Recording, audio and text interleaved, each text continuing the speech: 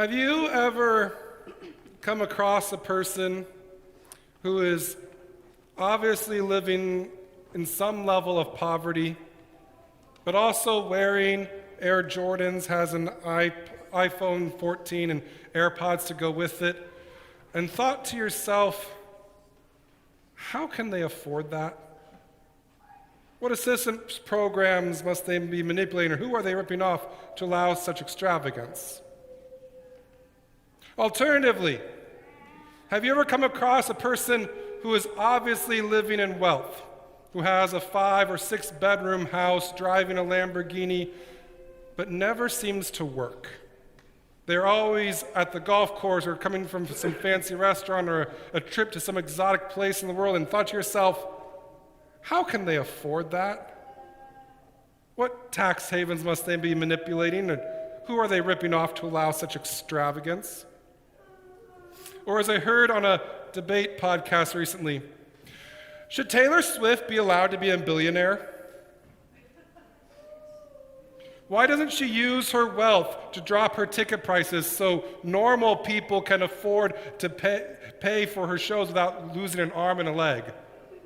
If she's such a great person, why isn't she giving away half her fortune every year? I hear things like these all the time. So let me be honest with you.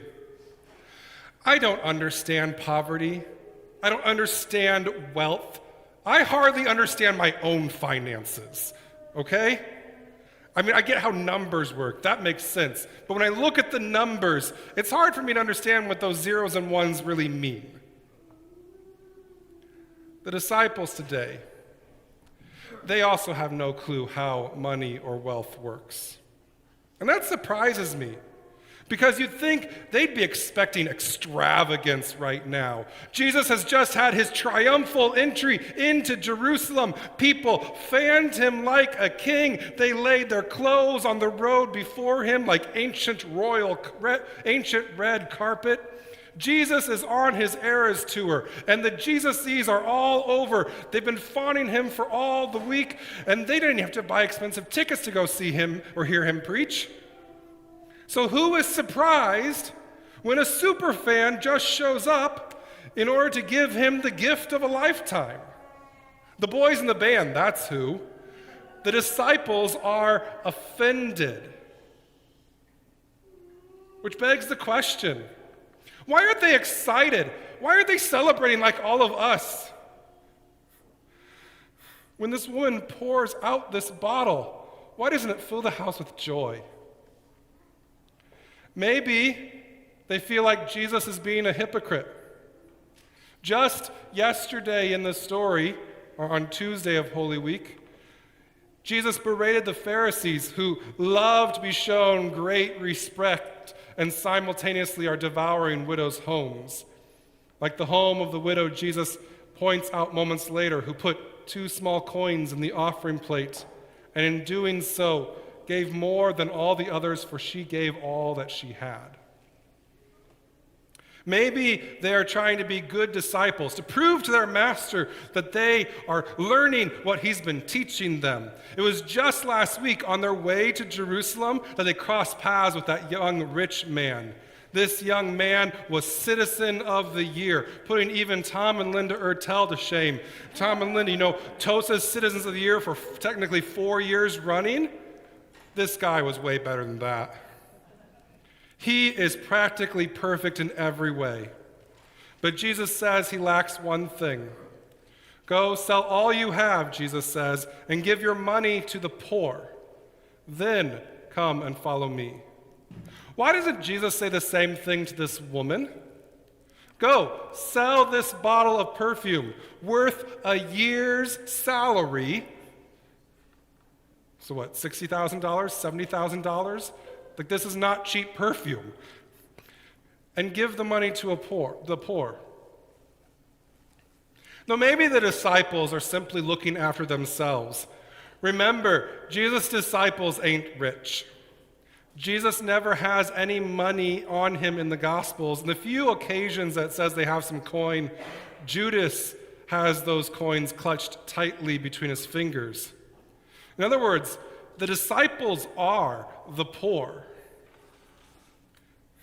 Why wasn't this bottle of ointment sold and the money given to us? We could use it. We could have eaten real meals, good meals for the entire next year. No more poverty fasting. No more having to ask strangers for food. No more upsetting the Pharisees by picking grain on the Sabbath, melons, steaks, even the occasional avocado, if only she hadn't wasted it. Quick, someone grab a sponge. Maybe a little bit of it can be saved. Today, well, about 8 hours ago, due to the time difference, people in Jerusalem walked the processional path down the Mount of Olives, across the Kidron Valley, through the Lion's Gate into the old city of Jerusalem. Later this week, they'll be walking the Via Dolorosa, the path of sorrows. They'll be walking the way of Jesus. We too are called to be followers of the way, my favorite name for Christians from the book of Acts. And maybe more than any other time of the year, this week we have to ask ourselves, what does it mean to follow the way of Christ? Does it mean giving away all of our wealth, like that rich young man was asked? Does it mean giving all we have, like the widow did? Does it mean living on the hospitality of others, like the disciples did? Does it mean Easter egg hunts and baskets of goodies, like many children will receive next Sunday to mark this momentous occasion in the church year? What does Jesus say in response to the disciples' critiques? Same thing he said during the Palm Sunday procession when the Pharisees critiqued him. She has performed a good service for me. She did what she thought was good. She did what she felt was right. She showed love. If I could sum up Jesus' teachings in 2 words, it would be that. Show love. Love your family, yes. Love your friends, definitely. But also show love to those who are below you. Those who are in lower positions in society, who are your employees or the people waiting on you at the restaurants or whatever. Show love to those outside your circles. Show love to the ones you would otherwise ignore or not even see. Show love to your enemies and all those you would rather not love in the first place. Show love.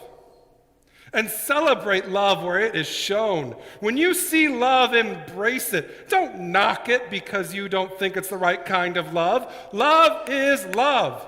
Welcome love wherever you find it. It is amazing that the disciples who have been following the way for so long, in this moment, are still clinging so tightly to the rules and the regulations that they can't see love when it's poured out in front of them. And they can't show love to the one who gives such extravagant gifts. They yell when love is present. I mean, consider the love that Jesus shows us. When the paralyzed man can't get to the pool, Jesus goes to him and heals him. When the woman breaks the social rules and touches Jesus, he recognizes her faith, not her fault. When the woman has to get water in the heat of the day because no one wants her around when everyone else is getting water, Jesus meets her at the well. When a Pharisee wants to see Jesus but is scared what all of his colleagues are going to think, Jesus meets him under the shadow of night. When a woman puts 2 coins in the offering plate, worthless in the eyes of religious leaders, negligible in helping us pay our bills here at Mount Zion, Jesus praises her and celebrates her. When the man has to stoop to the level of a child and climb a tree in order to see Jesus, Jesus makes him the hostess with the mostest. Jesus shows love, particularly by recognizing the invisible, by having compassion where no one else does. I have found that to be my experience of Christ as well. In those parts of my life where it felt like no one else loved me, Jesus did. When my friends said, "Get off the floor, your dancing is an embarrassment," Jesus said, "You go, girl." When my teacher said, "You are a failure," Jesus said, "I will help you succeed." Most importantly, in those moments when I didn't really even love myself, Jesus said, "I got you. I will love you enough for both of us." And honestly, I could probably end the sermon right there. That Jesus said, "Show love," because that's what he did. But there's one more important point I want to make. This woman who shows up during Holy Week, who was she? Why did she show this love? What was this love that she gave Jesus? Like how Jesus was called to sit at the well and wait for the Samaritan woman, or he was called to go to the pool of Siloam where a man needed help walking. Sometimes each of us is called to those places that need exactly what we have to offer. And sometimes people are called into our lives the same way, aren't they? This woman, too, was called by God into this moment. She was called to anoint Jesus, not simply for his burial, but for his throne. Like how we crown kings today, kings in Bible times were made into kings by pouring oil on their heads. Jesus is less than 48 hours from taking his place on the cross in this story, where he will be proclaimed king by those who don't even know what they're saying. And this woman came like God's prophets of old to say, God has chosen you for this moment. God has made you king of heaven and earth, and what God has done is beautiful. I don't know why the disciples who were yelling, "Hosanna to the Son of David," just a few days ago in the story, can't see the miracle that is taking place before their eyes now. Jesus is being covered with the scent of a king.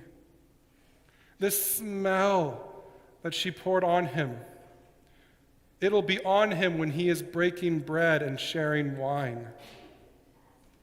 This smell will be on him when he is praying in the garden. This smell will be on him when he is being poked and prodded and condemned. It will fill the room while Pilate's speaking to him. This smell will be on him while he is hanging from the cross, and everyone who passes by will get a whiff of it. And every time the disciples smell the smell from now on, they are going to feel Christ's love well up in their hearts and overflow through their souls.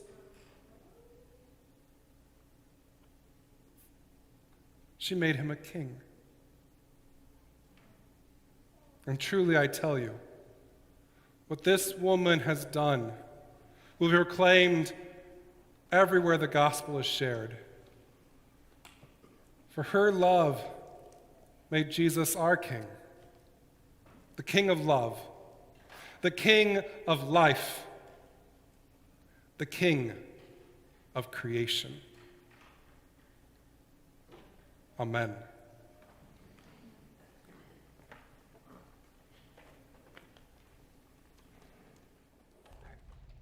Thank you for joining us. Be sure to like if you heard good news and subscribe to stay up to date on the latest message. Peace be with you.